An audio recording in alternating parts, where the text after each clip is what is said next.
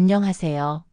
오늘은 우리 삶에서 빼놓을 수 없는 중요한 존재, 바로 친구에 대해 이야기해 보려 합니다. 친구는 어떤 의미를 가질까요? 수천 년 전 고대부터 현대에 이르기까지 수많은 사상가와 작가들이 우정에 대한 깊이 있는 통찰을 남겼는데요. 오늘은 고전 문학과 철학, 그리고 현대적 관점을 아우르며 친구의 진정한 의미를 탐색하는 시간을 가져볼까 합니다.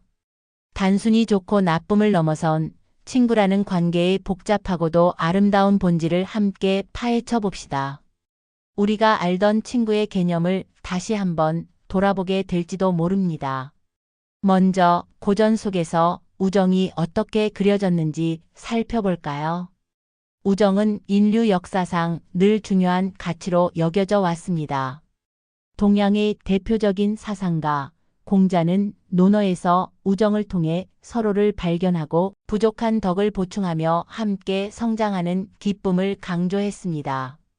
공자가 말하는 이상적인 우정은 서로의 경계를 존중하고 지나친 간섭보다는 각자의 변화를 기다려주는 것이었죠. 그는 친구에게 진심으로 조언하되 만약 그 조언이 받아들여지지 않으면 더 이상 이야기하지 말고 멈추라고 했습니다. 이는 불필요하게 자신을 힘들게 하지 않으면서 적절한 거리를 유지하는 지혜를 보여줍니다. 너무나도 좋은 의도로 건넨 충고라도 상대방에게 부담이 되거나 관계를 해칠 수 있다는 점을 미리 알고 있었던 것입니다.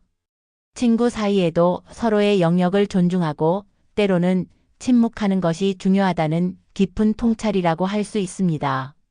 서양에서는 고대 그리스의 철학자 아리스토텔레스가 우정을 필리아라는 개념으로 정의했습니다.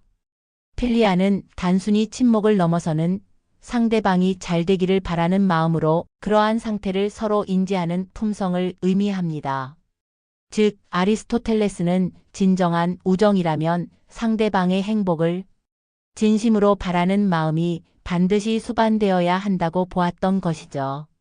여기에는 이기적인 목적이나 일시적인 감정이 개입될 여지가 없습니다. 상대의 행복을 내 행복처럼 여기는 순수한 마음, 그것이 바로 아리스토텔레스가 말하는 우정의 핵심이었던 것입니다. 이처럼 동서양을 막론하고 고전에서는 우정을 단순한 인간관계가 아닌 개인의 성장과 행복에 필수적인, 더 나아가 사회 전체의 건강함을 위한 중요한 덕목으로 보았습니다. 그런데 우정은 늘 밝고 아름다운 면만 가지고 있을까요? 우리는 고전 문학에서 우정의 빛뿐만 아니라 그 그림자도 발견할 수 있습니다. 예를 들어 공자의 제자 자유는 친구 간의 충고가 지나치게 잦으면 오히려 우정을 해칠 수 있다고 경고했습니다. 아무리 좋은 의도에서 나온 충고라도 반복되면 상대방에게 부담을 주고 관계에 균열을 일으킬 수 있다는 것을 깨달았던 것이죠. 이처럼 친구 사이에는 솔직한 만큼이나 배려와 존중, 그리고 적절한 거리가 중요함을 알 수 있습니다. 어쩌면 진정한 친구는 굳이 많은 말을 하지 않아도 서로의 마음을 이해하고 존중해주는 관계일지도 모릅니다. 또한 고전에서는 세속적인 상황에 따라 변하는 우정의 모습도 보여줍니다. 한 인물이 관직에서 물러나 어려움을 겪을 때는 주변 사람들이 모두 떠나고 다시 복권되어 성공하자 사람들이 다시 몰려드는 모습에서 우정의 진정한 의미를 되새기는 이야기가 많습니다. 이는 우리가 힘들고 어려울 때 곁을 지켜주는 친구가 얼마나 소중한지를 강조합니다. 흔히 3번 울려야 비로소 친구인 줄 안다는 말처럼 진정한 친구는 어려움 속에서 그 진가가 드러나는 법입니다. 시련의 순간에도 변치 않는 우정, 그것이야말로 우리가 추구해야 할 가치일 것입니다. 현대적인 관점에서 우정을 바라보는 시각은 어떨까요? EBS 평생학교의 이승훈님은 헌신적인 관계만을 강조하기보다 다소 냉철하고 계산적인 시각으로 우정을 설명하기도 합니다. 그는 순수한 우정에만 치우쳐 자신을 힘들게 하기보다는 관계 속에서 이해관계를 인정하는 것이 진정한 우정을 찾는 길일지도 모른다고 이야기합니다. 어쩌면 무조건적인 헌신보다는 서로에게 긍정적인 영향을 주고받으며 각자의 필요를 채워줄 수 있는 관계가 더 지속 가능하고 현실적인 우정일 수 있다는 의미로 해석할 수 있습니다. 이는 복잡한 현대 사회를 살아가는 우리에게 우정에 대한 새로운 질문을 던집니다. 우리가 생각하는 순수한 우정만이 정답일까요?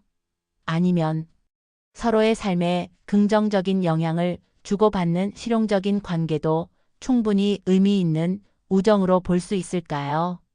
우리는 어린 시절부터 수많은 친구들을 만나며 다양한 관계를 경험합니다.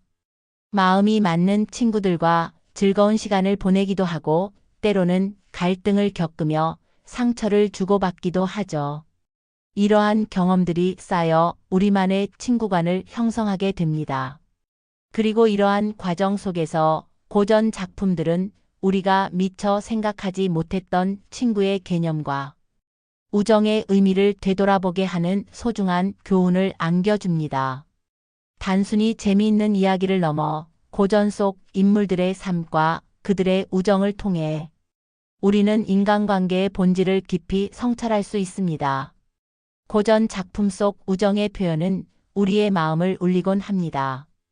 고려시대 문인 이규보의 한시에서는 오랜만에 친구를 만난 기쁨과 감격이 눈물로 표현됩니다. 교통이 불편하고 만남이 어려운 시대였기에 친구와의 재회는 더욱 소중하고 감격스럽게 느껴졌을 것입니다. 또한 눈 내리는 날 친구를 만나러 갔지만 만나지 못하고 눈 위에 친구의 이름을 써놓고 가는 시는 깊은 감동을 줍니다. 이는 비록 만나지는 못했지만 친구를 향한 그리움과 아끼는 마음이 얼마나 깊었는지를 보여주며 시대를 초월한 우정의 아름다움을 느끼게 합니다. 이처럼 고전 속의 신화 이야기는 그 시대의 사회적 맥락과 감정선을 이해할 때 더욱 깊이 다가오며 시대를 넘어선 인간 본연의 감정인 우정을 우리에게 선사합니다. 고전 문학을 통해 우정을 연구하고 이해하기 위해서는 소통의 중요성 또한 빼놓을 수 없습니다. 작품을 제대로 이해하려면 그 작품이 형성된 당시의 세계관을 먼저 파악해야 합니다. 당시 사람들의 사고방식, 사회적 맥락, 문화적 배경을 알아야 비로소 작품 속 인물들의 행동과 감정을 온전히 이해할 수 있습니다. 또한 작품 속에 숨겨진 의미를 파악하기 위해서는 당대의 약호, 즉 코드를 해독하는 작업이 필요합니다. 예를 들어 어떤 상징이나 관용구가 그 시대에는 특정 의미로 통용되었을 수 있기 때문입니다. 이러한 노력을 통해 우리는 과거의 지혜를 현재로 가져와 오늘날 우리의 삶에 적용할 수 있는 보편적인 진리를 발견하게 됩니다. 결론적으로 친구는 단순히 옆에 있는 사람이 아닙니다. 친구는 거울처럼 나를 비추고 때로는 채찍질하며 또 때로는 따뜻하게 감싸 안아주는 존재입니다. 고전 속 현인들은 친구와의 관계가 단순한 친목을 넘어 개인의 성장과 덕을 완성하는 중요한 매개체임을 강조했습니다. 아리스토텔레스가 말한 것처럼 상대방의 행복을 진심으로 바라는 마음이야말로 진정한 우정의 시작이자 끝일 것입니다. 또한 현대적 관점에서는 이해관계를 인정하는 현실적인 우정의 중요성도 함께 생각해 볼 수 있습니다. 결국 우정은 일방적인 것이 아닌 서로의 삶에 긍정적인 영향을 주고받으며 함께 성장해 나가는 과정입니다. 오늘 우리는 고전부터 현대까지 다양한 시각으로 친구라는 관계를 탐구해 보았습니다.